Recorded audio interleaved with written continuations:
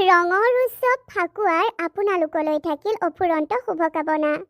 আপোনালোকৰ জীৱনটো ৰঙীন হৈ পৰক। জীৱনে ৰং সলাবই, কিন্তু থমকি নৰব। তেওঁলোককো দিয়ক ৰঙৰ উৎসৱ ফাকুৱাৰ অফুৰন্ত শুভকামনা, যিসকলে আপোনাৰ সন্মুখত ৰং সলাই আঁতৰি গৈছে। আত্মগৌৰৱেৰে আত্মসন্মানেৰে ৰঙৰ উৎসৱ ফাকুৱা উদযাপন কৰক আৰু আপোনাৰ অন্তৰ ৰঙীন কৰি তোলক।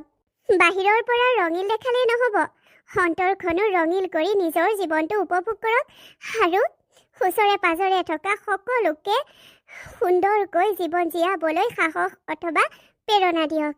যদি বেলেগৰ জীৱনত ৰং সানিব নোৱাৰে, তেন্তে ৰং কাঢ়ি অনাৰো চেষ্টা নকৰিব। নিজেও ৰঙীন হওক, চৌপাশে থকা সকলোকে ৰঙীন কৰি তোলক।